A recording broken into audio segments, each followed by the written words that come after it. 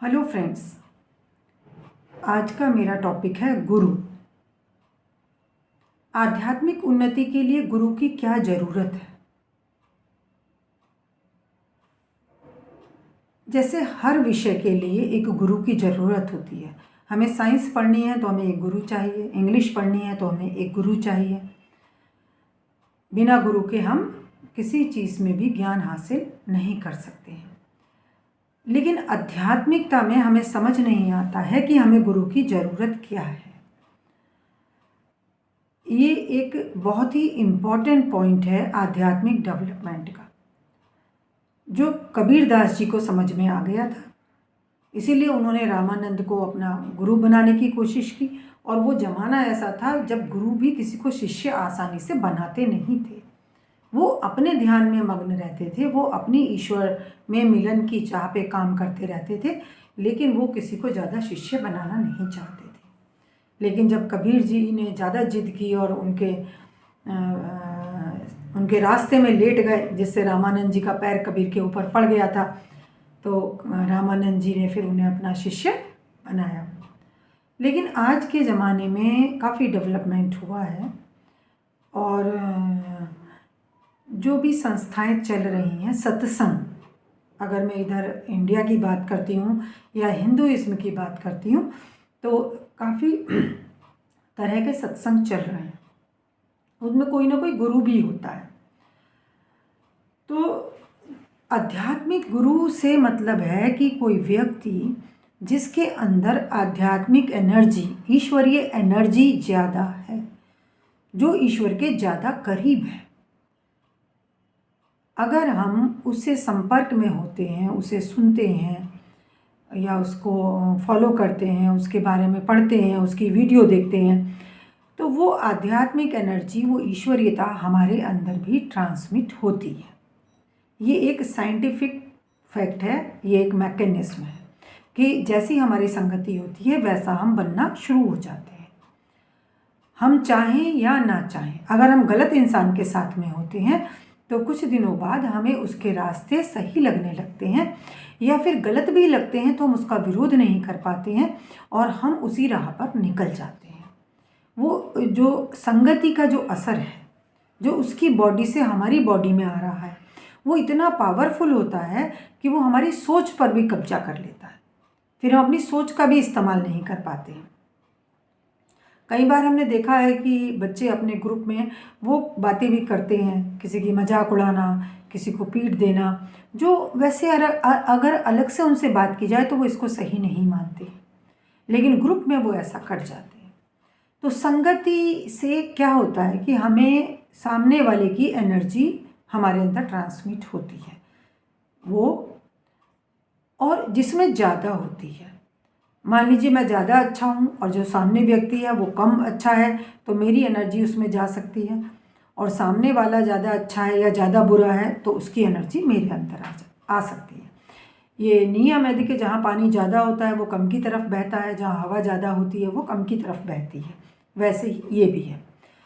तो आध्यात्मिक, जैसे साइंस का डेवलपमेंट हुआ और आज हम जब साइंस के टीचर के पास जाते हैं तो वो हमें पहले सीखी हुई चीज़ें ही हमें सिखाता है।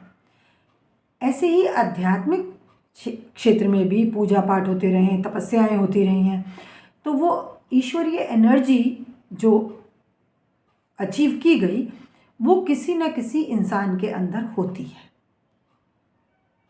वो बस हमें मिल जाए सद्गुरु। गुरु कौन होना चाहिए? सतगुरु, जो ईश्वर के करीब है, जिसमें ईश्वरीयता ज़्यादा है। तो अगर वो गुरु हमें मिलेगा तो हम आध्यात्मिक रूप से जल्दी डेवलप हो सकते हैं, हमारे अंदर जल्दी ईश्वरीयता, खुदाई, गॉडलीनेस आ सकती है, और जो ठोसता हमारे अंदर बनी होती है वो बाहर जा सकती है। तो ये हम अगर अपनी सोच लगा करके करेंगे तो बहुत कम होगा, धीरे धीरे होगा। लेकिन अगर कोई गुरु जो आध्यात्मिक डेवलप्ड है अगर हमें मिल जाए तो ये बहुत जल्दी हो सकता है। ये ऐसे ही है कि एक इंसान अपने स्तर पे स्पीकिंग सीख रहा है, इंग्लिश स्पीकिंग सीख रहा है, तो वो कई चीज़ें गलत भी सीख सकता है, प्रोनाउंसिएशन गलत हो सकता है, और फिर उसकी जो डेवलपमेंट होगा वो उसके काम कम आएगा और उसे नुकसान ज़्यादा देगा। लेकिन अगर वो किसी अच्छे गुरु के शरण में होगा तो वो जल्दी और अच्छी स्पीकिंग सीख सकता है। ऐसे ही अध्यात्म में बहुत कमाई हुई है। हमारा देश संतों का देश रहा है, बल्कि दुनिया ही संतों की दुनिया रही है। हर धर्म में संत हुए हैं, चाहे वो इस्लाम था या है, या क्रिश्चियनिटी है, या सिखिज्म है, या हिंदुइज्म है। हर धर्म में संत हुए हैं और संतों ने ईश्वर पर ध्यान लगाया है, ईश्वर को मांगा है, और इस तरह से ये श्रृंखला चली आ रही है। रिले रेस, एक गुरु ने जितना अचीव किया वो दूसरे को ट्रांसफ़र हो गया, दूसरे ने जितना अर्जित किया वो किसी तीसरे को ट्रांसफ़र हो गया। ट्रांसफ़र कैसे हो जाता है? ये हमारी एनर्जी सत्संग से ट्रांसफ़र होती है, या सत्संग संगति से ट्रांसफ़र होती है, संगति से। तो जो भी संत हुए हैं, जो भी गुरु हुए हैं, उनका कोई चाहने वाला होता था या वो किसी को चाहते थे। तो जिसको भी वो चाहते थे या कोई उनको बहुत चाहता था तो उनकी एनर्जी उसमें ट्रांसफ़र हो जाती थी। तो जब वो चले गए उसके बाद भी उनकी एनर्जी इस धरती पे मौजूद है। आज की डेट में पता नहीं कितने संतों की एनर्जी किसी एक व्यक्ति में आपको मिल सकती है, जिसके संपर्क से आपको अच्छा महसूस होगा, आपको बहुत अट्रैक्शन फील होगा। जैसे कृष्ण में अट्रैक्शन था, हर कोई कृष्ण की तरफ बढ़ा चला आता था। तो उस व्यक्ति के अंदर आपको ऐसा ही अट्रैक्शन फील होगा, आप उसके साथ रहना चाहेंगे, उससे बात करना चाहेंगे, उससे अपनी समस्या बताना चाहेंगे। तो जितना भी शुरू से भगवान भगवान करके जो ईश्वरीय डेवलपमेंट हुआ है वो किसी न किसी में मौजूद है, बस वो हमें मिल जाए, वो गुरु हमें मिल जाए, तो वो सारी कमाई हमें ऐसे ही ट्रांसफ़र हो सकती है, हो जाती है। मुझे तो हुई है। हमारे रामचंद्र मिशन के जो चारी जी थे, उस समय जब मैंने ज्वाइन किया था तो मुझे यकीन बिल्कुल भी नहीं था, गुरु पे तो बिल्कुल भी यकीन नहीं था।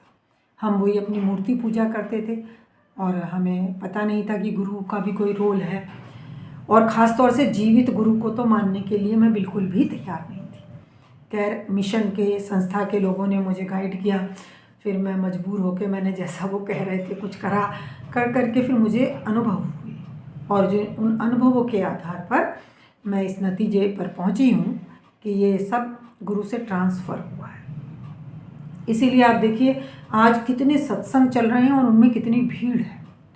लेकिन प्रॉब्लम क्या है, जो आदमी सत्संग में नहीं है वो गुरु के नाम से ही भड़कता है। और कई बार तो घरों में कहा जाता है कि जी किसी गुरु के पास मत जाइए, कहीं मत जाइए, घर में बैठिए, माँ बाप की सेवा करिए। देखिए, माँ बाप ज़रूरी नहीं है कि माँ बाप उतने आध्यात्मिक डेवलप हों। ये भी ज़रूरी नहीं है कि माँ बाप आपकी सेवा को डिज़र्व करते हैं कि नहीं करते। आज इतने बच्चे अपने माँ बाप को वृद्धाश्रम छोड़ाते हैं, अलग रहने लगते हैं, तो कहीं ना कहीं माँ बाप की कंडीशन नहीं है कि वो बच्चों से सेवा करवा सकें, या बच्चों की ऐसी कंडीशन नहीं है, वो अलग मैटर हो गया। तो देखिए, ईश्वर के बराबर कोई नहीं, ईश्वर के बराबर तो कोई भी नहीं। तो जहाँ भी ईश्वरीय ज्ञान मिले वहाँ तो हमें जाना पड़ेगा। माँ बाप की सेवा घर में करें वो अलग बात है, लेकिन ईश्वरीय ज्ञान के लिए तो हमें किसी न किसी संस्था से या गुरु से जोड़ना पड़ेगा। अब ये है कि गुरु के नाम पर धोखे भी बहुत हुए हैं। देखिए, धोखे उसी नाम पर होते हैं जहाँ कुछ सच्चाई होती है। अब जैसे हमें कुरियर वाला कुरियर दे के जाता है रोज़, तो वो एक सिस्टम है, हम उसे दरवाज़ा खोलते हैं, तो वो एक सच्चाई है।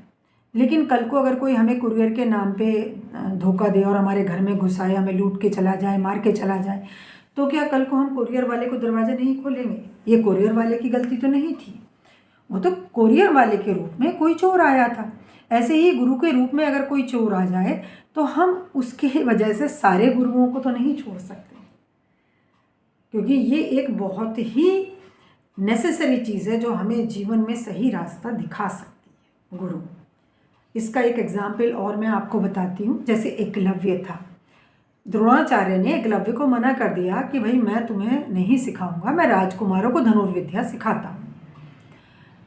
ऐसे में एकलव्य ने जंगल में गया, द्रोणाचार्य की मूर्ति बनाई, उसकी पूजा की और सेल्फ प्रैक्टिस की। तो अब सब लोगों को बस ये पता है कि एकलव्य ने खुद धनुर्विद्या सीख ली और द्रोणाचार्य इतने दुष्ट थे कि उन्होंने उसका अंगूठा मांग लिया। ये एक जनरल परसेप्शन है। लेकिन जब मैं अध्यात्म में डेवलप हुई और मुझे इसका अंदर से अनुभव हुआ कि एकलव्य ने द्रोणाचार्य की मूर्ति क्यों बनाई, क्योंकि उसे पता था कि बेस्ट धनुर्विद्या यहीं पर है, इन्हीं में है, तो मुझे इन्हीं से मिलेगी।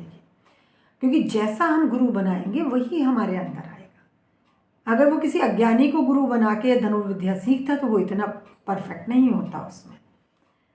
तो उसे ये बात पता थी। आज की डेट में क्या हम कोई ऐसे गुरु की प्रतिमा बनाएंगे कि और उनकी पूजा करेंगे जो कहें कि भाई मैं तुम्हें नहीं सिखाता, भील कुमारों को नहीं सिखाता, मैं तो राजकुमारों को सिखाता हूँ।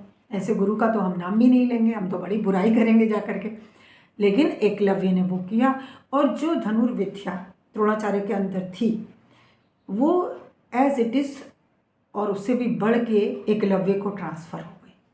जो द्रोणाचार्य मुंह से बोल करके भी अर्जुन को नहीं सिखा पाए, वो चीज़ें भी द्रोणाचार्य से एकलव्य में ट्रांसफ़र हो गई। देखिए, मुंह से बोल के हम कम बता पाते हैं। जब हम फ़ोन में टाइप करते हैं मैसेज तो हम कम टाइप कर पाते हैं या कुछ गलतियां कर सकते हैं। लेकिन अगर वही मैसेज हम ब्लूटूथ से किसी को भेजते हैं, फ़ोटो भेजते हैं, तो एज इट इज़ चली जाती है। बिल्कुल ऐसे ही ट्रांसमिशन होता है, बॉडी से बॉडी में ट्रांसमिशन होता है। तो जिसका जिससे प्रेम होता है, जिसकी जिसमें लगन होती है, जो जिसको मानता है, उससे एनर्जी ट्रांसफ़र शुरू हो जाता है। उसके बारे में पढ़ता है। ऐसा भी हो सकता है आप किसी पुराने साइंटिस्ट की या किसी महान व्यक्ति की या किसी बुरे व्यक्ति की जीवनी पढ़ रहे हो और उसकी एनर्जी आपको ट्रांसमिट होना शुरू हो जाए, ऐसा भी होता है। तो गुरु का नाम आज की डेट में बहुत बदनाम हो गया है, और हमारे एंकर तो वही तैयार रहते हैं अपना माइक लेकर के, कहीं उन्हें मिल जाए कोई छोटा सा क्लू मिल जाए, फिर वो राई का पहाड़ बनाने में देर नहीं लगाते। इतना तो वो रेपिस्ट के पीछे नहीं जाते हैं, उनका इंटरव्यू नहीं करते हैं, उनसे नहीं पूछते हैं, उनके तो सपोर्ट में लोग आ जाते हैं। लेकिन गुरु का अगर कहीं जरा सा भी कोई लूज पॉइंट मिल जाए तो बस सब मिल के उसके ऊपर अटैक करना शुरू कर देते हैं। वो भी एक इंसान है, हो सकता है कि उससे कभी कोई गलती भी हो जाए। तो हमें, अगर वो आध्यात्मिक डेवलप व्यक्ति है, तो हमें छोटी छोटी बातों को खींचना नहीं चाहिए। और यही शिक्षा हमें अपने बच्चों को भी देनी चाहिए। स्कूल के टीचर के लिए भी यही शिक्षा देनी चाहिए और स्कूल के लिए भी यही शिक्षा देनी चाहिए। क्योंकि अगर हम बच्चे को स्कूल भेज रहे हैं लेकिन बच्चे को किसी वजह से स्कूल के प्रति नेगेटिव कर रहे हैं, ये हो सकता है फीस का मैटर हो, प्रिंसिपल का एटीट्यूड हो, टीचर्स का एटीट्यूड हो, लेकिन कोशिश यही करनी चाहिए कि हम बच्चे को अनकंडीशनल लव एंड सपोर्ट करना सिखाएं, अपने स्कूल को, अपने टीचर्स को। हर इंसान में थोड़ी बहुत कमी होती है, उसको लेकर के अगर हम खींचेंगे तो हम एक बहुत बड़े ट्रांसमिशन से वंचित रह जाएंगे। जो ट्रांसमिशन हमें हमारे बच्चों को उनकी टीचर्स से आना है, जो पॉजिटिविटी उन्हें स्कूल से आनी है, वो सब रुक जाएगी। जैसे ही वो नेगेटिव होंगे तो वो ट्रांसमिशन रुक जाएगा। डिवोशन बहुत जरूरी है। तो अगर हम चाहते हैं कि हमारे बच्चों का भी अच्छा डेवलपमेंट हो तो उन्हें स्कूल और टीचर के प्रति नेगेटिव ना करें, उनको पॉजिटिव करें और उनको बिल्कुल गाइड करें कि आपको टीचर की छोटी छोटी कोई बात अगर है भी तो नहीं देखनी है, आप बस वो देखिए कि वो पढ़ा रहे हैं, आप उनके लिए थैंकफुल रहिए, आप स्कूल के लिए थैंकफुल रहिए कि स्कूल हमें क्या दे रहा है। स्कूल है तो हम स्कूल जा रहे हैं। स्कूल चलाने वाले भी बहुत परेशानियों का सामना करते हैं, तो वो है तो हम स्कूल जा पा रहे हैं। जितना आप पॉजिटिव रहेंगे उतना आपको ज़्यादा फ़ायदा मिलेगा, और नेगेटिव रहने पर हो सकता है आप पढ़ाई में आगे बढ़ भी जाए।